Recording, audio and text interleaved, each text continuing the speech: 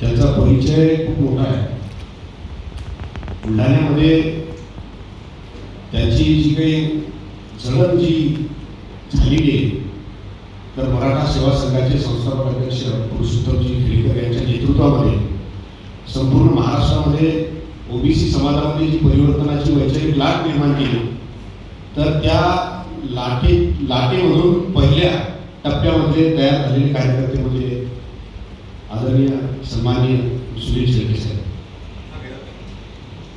मागील 90-91-92 पासून ते चळवळीमध्ये आहे. तर मागील 1-2 वर्षापूर्वी प्रत्येक संपूर्ण महाराष्ट्राला या चित्रपट सृष्टीमध्ये फुले साहेबांवर कोणी चित्रपट बनवण्याची हिंमत केली नाही. जी अगोदर बाबासाहेब आहेत असताना तो एक चित्रपट निर्माण झाला होता. त्यानंतर कुणी फुले साहेबांवर चित्रपट बनवण्याची हिंमत केली नाही, कारण चित्रपट सृष्टी सुद्धा विषमतावादी विचाराने ग्रसित आहे. विषमतावादी ग्रसित चित्रपट सृष्टीच्या छाताडामध्ये परिवर्तनाची लाट घालून सत्यशोधक चित्रपट निर्माण करणारे सुनील शेळके हे आमच्या बुलढाणा जिल्ह्याचं खऱ्या अर्थानं वैभव आहे. एवढंच नव्हे तर येत्या ऑक्टोबर महिन्यामध्ये पॅन्थर नावाचा त्यांचा एक चित्रपट येत आहे.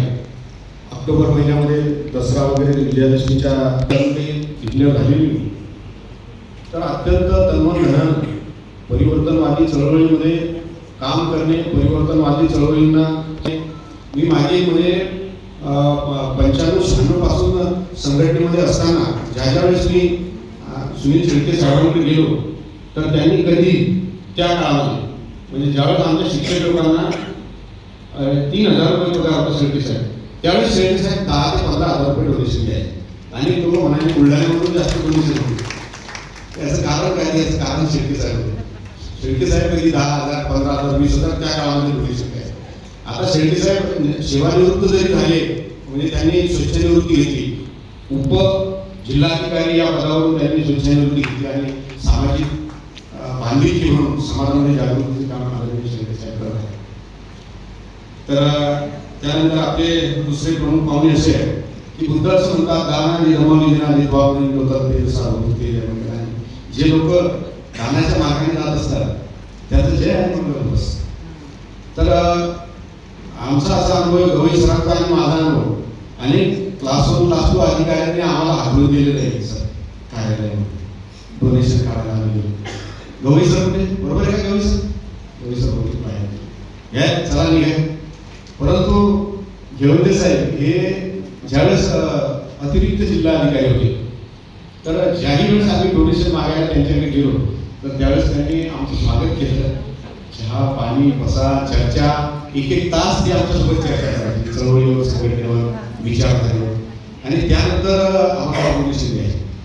तर असं चळवळीला जगवण्याचं काम करणे, चळवळीला जगवण्याचं काम आदरणीय सेवानिवृत्त अतिरिक्त जिल्हाधिकारी रमेशजी घेवंदे साहेबांनी केलेलं आहे.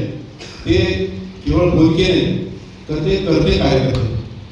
फुले साहेबांच्या काळामध्ये बोलके कार्यकर्ते आणि करते कार्यकर्ते असे होते. तर ते बोलत नाही जास्त, घेवंदे साहेब बोलत नाही, पण ते कृतीमधून नेहमी परिवर्तनाच्या चळवळीच्या सोबत असतात, परिवर्तनाच्या मागे काम करत असतात. आमच्या ज्येष्ठ भगिनी कविताताई गेडा, तर ह्या आमच्या गेडा मळावी आपण मातृसत्ता गाव, मग ते आपण गेडा म्हटलं पाहिजे असं मला वाटतं, म्हणून गेडा म्हटलं.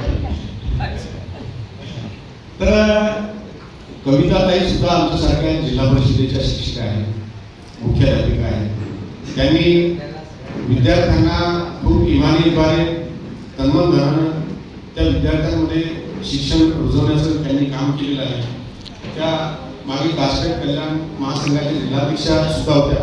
मागील 25 ते 30 वर्षापासून त्या बामसेटमध्ये आहेत आणि त्यांनी अनेक ट्रायबल मुलींना न्याय मिळवून देण्याचं काम केलं. आपण तो जय भीम चित्रपट बघितला असेल, त्या जय भीम चित्रपटामध्ये ज्या पद्धतीनं आपले जस्टिस साहेब लेकरांना न्याय मिळवून देण्याचं काम करतात, अगदी त्याच पद्धतीनं जवळपास 25 ते 30 ट्रायबल मुलींना न्याय मिळवून देण्याचं काम कविताताईंनी केलेलं आहे. खूप मोठं त्यांचं काम आहे आणि आदिवासी समाजाच्या सर्वांगीण विकासासाठी त्यांनी अनेक आंदोलनं महाराष्ट्रामध्ये उभी केलेली आहे.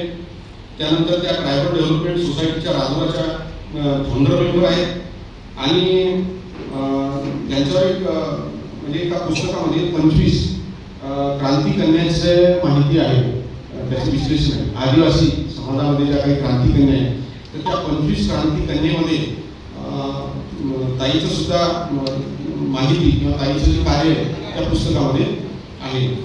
तर शंकर बळी नावाचे त्या पुस्तकाचे लेखक आहेत.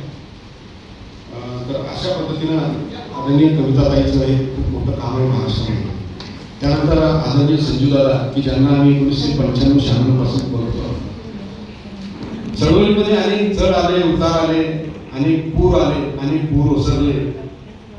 पुण्यामध्ये अनेक मिटिंग झाल्या त्यावेळी 2002-2003च्या दरम्यान अनेक लोक आले, काही वाहून गेले. पण त्या एवढ्या मोठ्या पुरामध्ये सुद्धा त्या नदीतल्या एका शिळेप्रमाणे जे काही उभे आहेत ते म्हणजे आमचे संजूदादा, की खऱ्या अर्थानं की त्यांचं जे काम आहे तर बुद्ध हे म्हणतात, बुद्धाचं एक कोटेशन आहे, कर्माचा ध्वनी खूप मोठा असतो. कर्माचा ध्वनी की तो बरोबर सर्वांना करतात. तर अगदी त्या पद्धतीनं संघटनेमध्ये तन्मन धनाने कार्यरत असणारे म्हणजे कर्मचारी असताना कर्मचाऱ्यांना खूप साऱ्या मर्यादा असतात. आदरणीय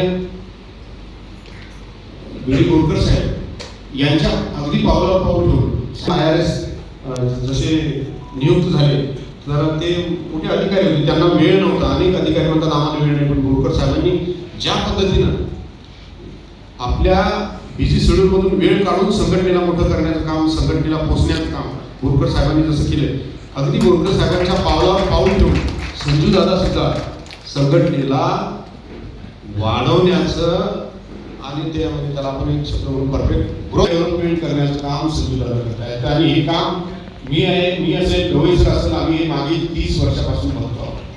आम्ही कधी संघटनेमध्ये समजा आता माझं थोडंसं काम सुरू अभ्यासाचं तर मी 4 वर्ष थोडंसं बाहेर होतो, परंतु संजूदादा कधी एक दिवसही संघटनेच्या बाहेर गेले नाही. ते संघटनेमध्ये राहून आणि विशेष म्हणजे की संजूदादाचं एक सगळ्यात मोठं वैशिष्ट्य असेल की ते व्यक्तिनिष्ठ आहे. बुद्धाचा ज्यावेळेस अंतिम समय तर बुद्धांचं एक कोटेशन की बुद्ध म्हटले की बा तुम्ही संघाला शरण करा, तुम्ही स्वतःला शरण करा, तुम्ही संघाला शरण करा. व्यक्तिनिष्ठता जी आहे तर त्याला कधी संजूदादा शरण केलेलं आहे हे याच्यामध्ये त्यांचा मोठेपण आहे. आणि खऱ्या अर्थानं पामसिलचे डेमोक्रॅटिकल व्यवस्थेवर विश्वास ठेवून कार्य करणारे कार्यकर्ते आता संजूदादाच्या तालमीमध्ये तयार होत आहे, त्यांच्या नेतृत्वामध्ये तयार होत आहे. असा संजूदादा सुद्धा परिचय करा. तर अशा प्रमुख पाहुण्यांचा जो परिचय तर त्याच्यामध्ये आमचे आदरणीय नितीन दादा असतील भटकर सर, तर नितीन दादा सुद्धा अमरावतीमध्ये ते वास्तव्याला आहे. त्यांचा परिवारच पामसिल आहे, म्हणजे दीदी असतील, त्यांचे सासू सासरे असतील, त्यांचे बंधू असतील, त्यांच्या जवळचे सगळे पामसिल परिपूर्ण झालेले लोक आहेत. असं म्हणायला काही हरकत नाही की त्यांच्या रक्तामध्ये पामसिल, भटकर साहेबांच्या रक्तामध्ये पामसिल. आणि कुठल्याही संघटनेचं राष्ट्रीय अध्यक्ष किंवा राज्याचा अध्यक्ष होणं हा साधारण गोष्ट नाही. हा काटेरी मुकुट आहे. तिची चेअर ही काटेरी चेअर आहे, थोडं सोपं नाही. अनेक जबाबदाऱ्या सांभाळाव्या लागतात. तर त्या सर्व जबाबदाऱ्या यशस्वीपणे आदरणीय सर सांभाळत आहेत. त्यानंतर या कार्यक्रमाचे सूत्रसंचालन करणारे आंबोरे सर, तर हे अनेक वर्षापासून पामसिलमध्ये इमानदार कार्यकर्ते म्हणून त्यांना आता महाराष्ट्र ओळखतोय. तर आंबोरे सर यांचं एकाच वाक्य सांगतो की काल ते इथं आले म्हणे, गाव तुम्ही दिवाळे साहेबांकडे गेलते काय, तुम्ही जिने साहेबांकडे गेलते काय, म्हटलं नाही सर. तर ते आदरणीय राजेश गवई सरांना घेऊन ते दिवाळे साहेबांकडे गेले आणि जिने साहेबांकडे गेले आणि तिथनं त्यांनी 15,000 रुपये डोनेशन काढले. म्हणजे काम करण्याची जी तळमळ, तर खरोखर अशा लोकांकडून माझ्यासारख्या कार्यकर्त्याला सुद्धा एक शिकण्यासारखी गोष्ट आहे. तर तुमच्याकडे काही गोष्टी शिकाव्या लागतात असं मला वाटतं. तर अशा पद्धतीनं या सर्व मान्यवरांचा परिचय होता. तर माझ्यावर टाकली होती त्याबद्दल मी धन्यवाद मानतो आणि धन्यवाद. जय हिंद.